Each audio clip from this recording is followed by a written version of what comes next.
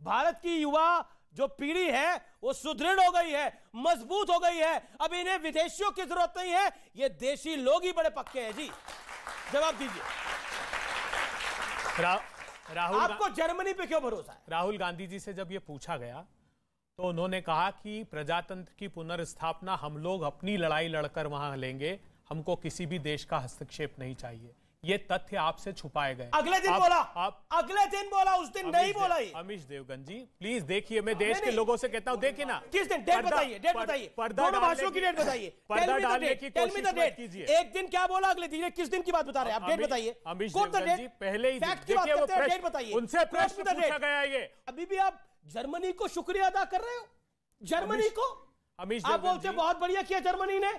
Germany कौन होता है भारत के अंदर बोलने वाला? देश के प्रधानमंत्री जब विदेश जाते हैं तो क्या कहते हैं? 2014 के पहले इस देश में जन्म लेने में शर्म आती थी, तब देश का अपमान आपको दिखाई नहीं देता है? जब कोरिया में और चीन में जाकर वो ये बात कहते हैं। देखिए, ये भारतीय जनता पार्टी सिर्फ इसके पीछे छुपना चाहती है, क्योंकि अनैतिक तरीके से भारत को राहुल गांधी की सदस्यता छीन इन लोगों ने। वहां पर एक 10 सेकंड अमीश जी, एक 10 सेकंड दीजिए, एक सिर्फ 10 सेकंड ले लीजिए। 10 सेकंड देखिए राहुल गांधी जी के साथ क्या किया। राहुल गांधी जी के खिलाफ एक याचिका लगाई, याचिकाकर्ता ने। राहुल गांधी जी के प्रत्यक्ष बयान हुए, वो कोर्ट गए और उन्होंने कहा कि बार बार बुलाइए राहुल गांधी को। जज ने इनकार कर दिया, खुद ने हाई कोर्ट से स्टे लिया। उसके बाद जब 7 फरवरी 23 को राहुल गांधी जी ने भाषण दिया अडानी के खिलाफ, वो स्टे वेकेट कराने गया, ये कह के नए एविडेंस आ गए, जबकि कोई नए एविडेंस नहीं आए थे। हमने गुहार लगाई जज से, हमने जज से गुहार लगाई कि हमने कहा सीआरपीसी के 202 में अमित शाह से सवाल पूछा। अमित शाह ने न्यूज 18 के मंच पे सवाल पूछा गया,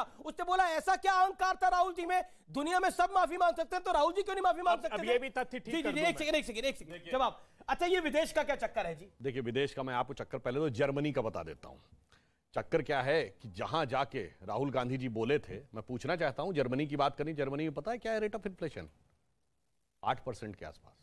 रेट ऑफ ग्रोथ क्या है? 1.8%। भारत उससे कहीं अच्छी स्थिति में है। और आज स्थिति यह है कि हम रुपए में तो रूबल के साथ ट्रेड के लिए तय हो चुका है और शुरू हो गया रूस के साथ, और जर्मनी से बात चल रही है रुपए में ट्रेडिंग की। आज जर्मनी को हमारी जरूरत है और इन्हें जर्मनी की जरूरत है। और इतना ही नहीं, जर्मनी से सीखना है तो सीखिए।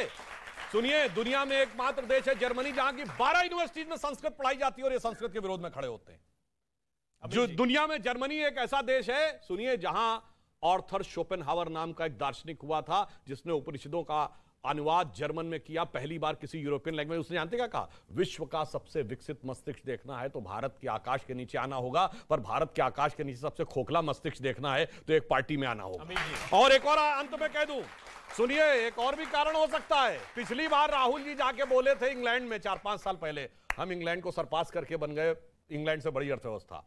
ये मैं भविष्यवाणी करके जा रहा हूं, अगली सरकार मोदी जी की आएगी, हम जर्मनी को पीछे छोड़कर चौथी बड़ी अर्थव्यवस्था होगी। अच्छा, एक बात बताइए, ये जो जर्मनी का शुक्रिया अदा करने का आइडिया किसका था?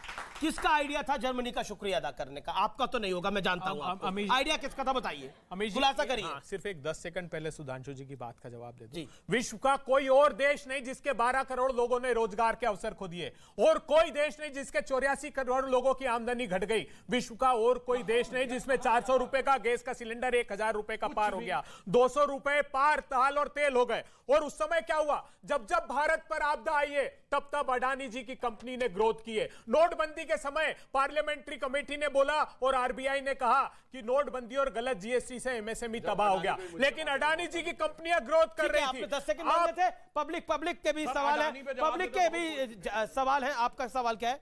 मेरा सवाल ये है कि जी। निरंतर गलत साबित होने के बाद भी कांग्रेस मोदी जी को ही क्यों टारगेट करती है? क्या इनका एकमात्र लक्ष्य यही रह गया है कि कैसे वो मोदी जी को गलत साबित करें या उनकी छवि खराब करें? क्या इसके अलावा इनका कोई और लक्ष्य नहीं है? जी, ये एक तरह से विपक्ष पे भी सवाल है। मोदी को गलत साबित करने के लिए एक ही लक्ष्य है, आप एक पैरेलल पॉलिसी लेके आइए। सिर्फ एक ही एजेंडा है, मोदी हटाओ, मोदी हटाओ।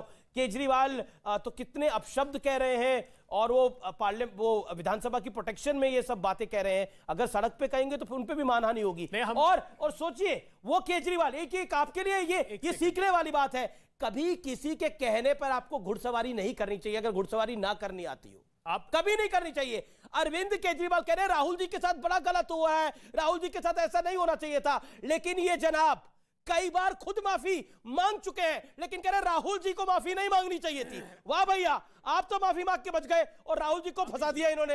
अब आप और सोचिए ये गेम प्लान क्या है, इन लोगों का गेम प्लान समझिए आप। अमीश जी 10 सेकंड, सिर्फ 10 सेकंड, अमीश जी सिर्फ 10 सेकंड, राजू जी सिर्फ सबसे 10 सेकंड ले रहे हैं आप। नहीं बस किसी को दे 10 सेकंड नहीं रहे आप। नहीं, हमारी देश की बिटिया ने पूछा कि मोदी जी को हटाना, हम तो मोदी जी से आग्रह कर रहे हैं, मोदी जी महंगाई हटा दीजिए, बेरोजगारी हटा दीजिए, चीन भारत की सीमा में घुसकर बैठा है, मोदी जी हटा दीजिए। वो कहते हैं राहुल को हटाओ, राहुल का घर छीन लो। मोदी जी जब ये तय कर रहे हैं तब प्रजातंत्र पर आघात कर रहे हैं। आप लोग टची हो गए काफी। नहीं, अब राहुल जी के पास कोई घर नहीं है, लेकिन समूचे देश के हृदय में उनका वास है। और मैं आज फिर बताना चाहता हूं, अरे सब घर देने को तैयार है, मल्लिकार्जुन खड़गे घर देने को तैयार है, कांग्रेस में नेताओं की लाइन लग गई है घर देने के लिए। आप एक घर लोगे राहुल के पास, कितने घर है राहुल जी के पास? समूचा 140 करोड़ लोगों का देश, 140 करोड़ लोगों का घर है, बताइए। नहीं वो तो वैसे मैं एक बात क्या करिएगा? नहीं मैं एक थोड़ा लोगों की जानकारी के लिए बात बता दूं। जर्मन भाषा का एक शब्द है जो हम सब ने सुना है जिंदगी में, अरे और प्रयोग किया। चले गए। अरे सुनिए, भारत की तो शुक्रिया था आपने किया था, शुक्रिया था आपने किया था। है उस शब्द से बहुत कुछ निकलता है। जानते हो क्या शब्द है?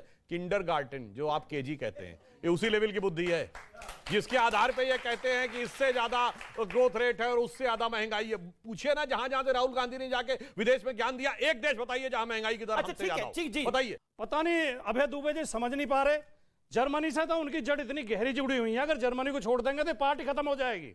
आरएसएस की शुरुआत ही जर्मनी से है, जर्मनी से जाके तो प्रेरणा लेकर आए थे। ये जो काली टोपी पहनते हैं ये जर्मनी की हिटलर की तो टोपी है। ये कहां की? हिटलर से प्रेरणा लेकर ही तो आरएसएस की स्थापना हुई। ठीक है, नहीं हुई हो तो बताओ।